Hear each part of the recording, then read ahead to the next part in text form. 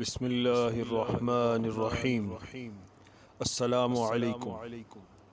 ایک روز نبی مکرم صلی اللہ علیہ وسلم مسجد میں تشریف لائے تو حضرت ابو امامہ رضی اللہ تعالی عنہ مسجد میں تشریف فرما تھے۔ آپ صلی اللہ علیہ وسلم نے حضرت ابو امامہ رضی اللہ عنہ سے پوچھا کہ اے امامہ، نماز کے علاوہ مسجد میں ہونے کی کیا وجہ ہے؟ حضرت ابو امامہ رضی اللہ تعالی عنہ نے فرمایا کہ یا رسول اللہ، غم اور قرضوں نے گھیر رکھا ہے۔ آپ صلی اللہ علیہ وسلم نے دریافت فرمایا، اے امامہ، کیا میں نے تمہیں ایک دعا نہیں سکھائی کہ جس کی برکت سے اللہ تیرے غموں کو دور کر دے گا اور قرضوں کی ادائیگی کا انتظام فرمائے گا؟ ابو امامہ رضی اللہ تعالی عنہ نے ارشاد فرمایا، کیوں نہیں اے اللہ کے رسول؟ آپ صلی اللہ علیہ وسلم نے ارشاد فرمایا، اے ابو امامہ، اس دعا کو صبح و شام پڑھا کر، اور وہ دعا یہ ہے، اللہم انی اعوذ بک من الہم والحزن واعوذ بک من العجز والکسل واعوذ بک من الجبن والبخل واعوذ بک من غلبۃ الدین وقہر الرجال۔ حضرت ابو امامہ رضی اللہ تعالی عنہ فرماتے ہیں کہ میں نے اس دعا کا اہتمام کیا تو اللہ تعالی نے میرے سارے غم دور کر دیے اور تمام قرض ادا ہو گئے۔ یہ حدیث شریف سنن ابی داؤد میں بیان ہوئی ہے۔ جزاکم اللہ خیر۔ اللهم إني أعوذ بك من الهم والحزن والعجز والكسل والجبن والبخل وضلع الدين وغلبة الرجال۔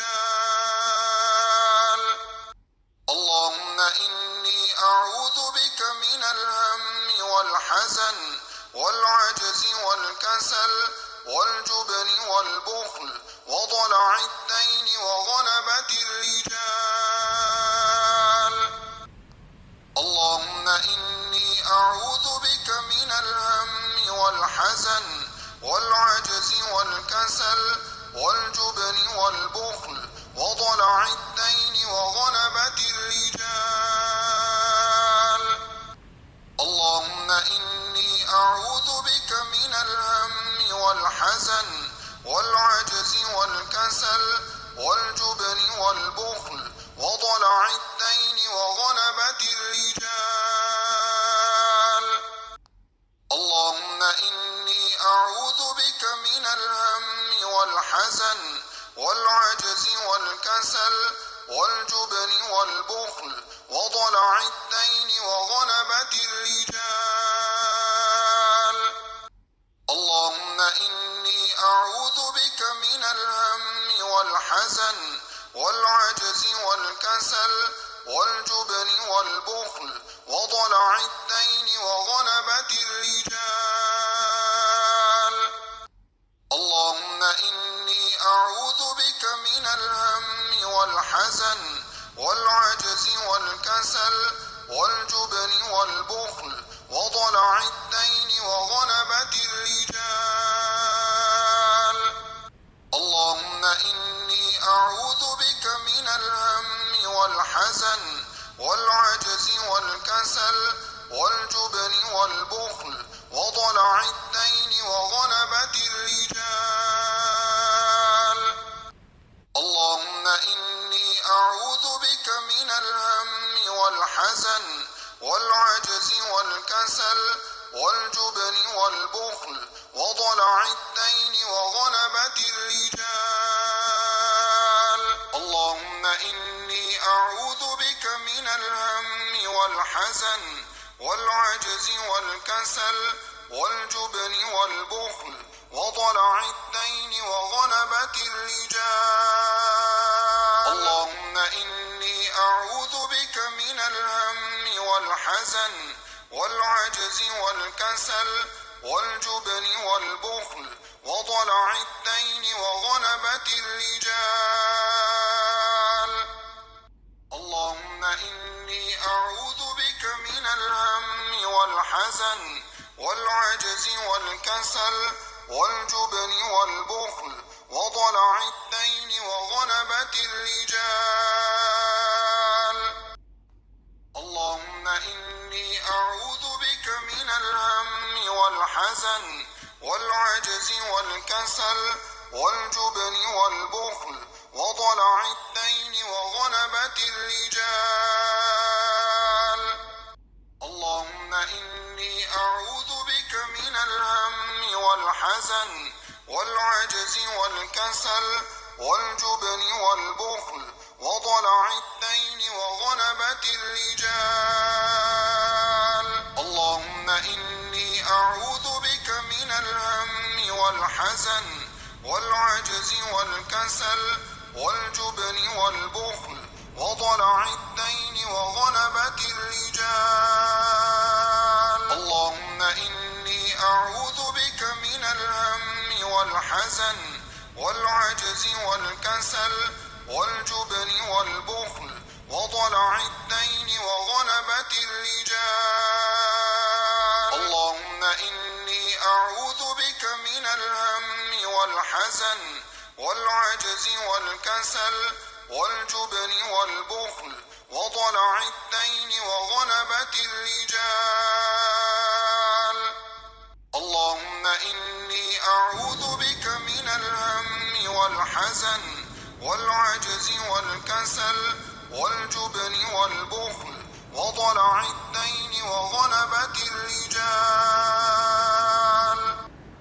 اللهم إني أعوذ بك من الهم والحزن والعجز والكسل والجبن والبخل وضلع الدين وغلبة الرجال. اللهم إني أعوذ بك من الهم والحزن والعجز والكسل والجبن والبخل وضلع الدين وغلبة الرجال. اللهم إني أعوذ بك من الهم والحزن والعجز والكسل والجبن والبخل وضلع الدين وغلبة الرجال. اللهم إني أعوذ بك من الهم والحزن والعجز والكسل والجبن والبخل وضلع الدين وغلبة الرجال. اللهم إني أعوذ بك من الهم والحزن والعجز والكسل والجبن والبخل وضلع الدين وغلبة الرجال. اللهم إني أعوذ بك من الهم والحزن والعجز والكسل والجبن والبخل وضلع الدين وغلبة الرجال. اللهم إني أعوذ بك من الهم والحزن والعجز والكسل والجبن والبخل وضلع الدين وغلبة الرجال. اللهم إني أعوذ بك من الهم والحزن والعجز والكسل والجبن والبخل وضلع الدين وغلبة الرجال. اللهم إني أعوذ بك من الهم والحزن والعجز والكسل والجبن والبخل وضلع الدين وغلبة الرجال.